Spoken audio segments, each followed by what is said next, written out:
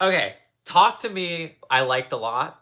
I might like Bring Her Back more. I thought this was a very solid movie. In terms of getting a horror movie with disturbing imagery that I see in theaters, that's a rarity. And this has a lot of disturbing imagery. And it has a tone that doesn't feel dour to the point of just wallowing in misery, but it feels miserable and dour in an interesting way and in a very purposeful way that has a lot to say about growing up under different duress. And I think a lot of the credit goes to the performances, which there's a lot of younger performances in this film. The lead is played by an actor I haven't seen before. The character is 17 in the movie, and he did a great job. I'm not familiar with this person, but they did win awards for some other stuff. Their sibling, who's the supporting lead, I'd say, she has a great demeanor, and I liked her energy, and I really hope to see her in more films. I will say there are some scenes where her line delivery isn't there.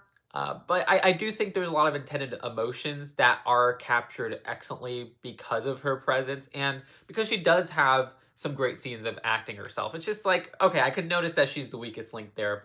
But yeah, I'd love to see her in more movies. And Sally Hawkins is in this movie, which I love. Sally Hawkins, of course, from Happy Go Lucky and also from Shape of Water and a ton of other great films. And this is similar to some of those roles that she's done before, but I haven't seen her in like horror movies before. And there's definitely some aspects that are really just done super well with her character. And I think a lot of that credit goes to her performance. And she's easily the best performance in the movie. I think this is very visually stimulating, where it's directed in a very fun and interesting way. There's a lot of fun shots in here, and I say fun again in a very miserable movie, where it's like, oh, I love them shooting at this specific angle. I love them capturing this object or having a longer take here. But I also really liked the gore effects in this film where it doesn't rely on CG gore or at least noticeable CG gore, and there's a lot of nice practical effects that made me cringe in a good way, where it's like, oh my gosh. Ugh. And also, I like the mix of media where we have like some camcorder footage, which I see so much in horror movies nowadays, where they'll mix media, camcorder, or iPhone footage, and it always looks unconvincing. But in this film, it looked very convincing and it was done in a very smooth way. So I like that.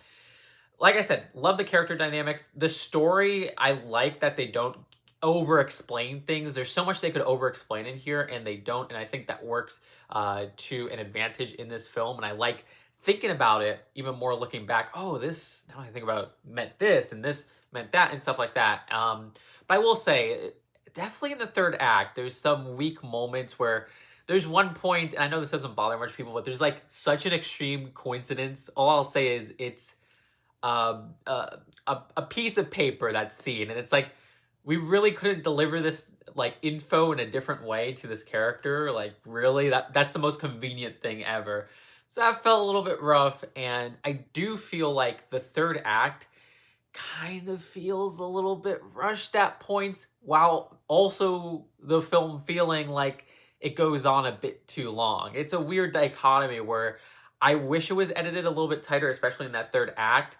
But I also wish that they took more time with other aspects in that third act than what they went with. But yeah, I also thought this had some great music, not only in its score, but also in the licensed music they have. There's one song that is not a song you'd expect in a horror movie that's played in a disturbing scene. And I love the contrast that they had there. And it's a song that I loved before that like I haven't heard anywhere besides my Spotify playlist.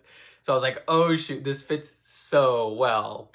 So yeah, I really enjoyed this movie, and I thought this was a great horror movie that I saw in theaters. Again, this doesn't really happen where there's tons of great horror movies per year, but rarely do I see them in theaters. The ones I see in theaters are usually the crap ones. So I'd give this an enthusiastic 7 out of 10. I do want to see this again.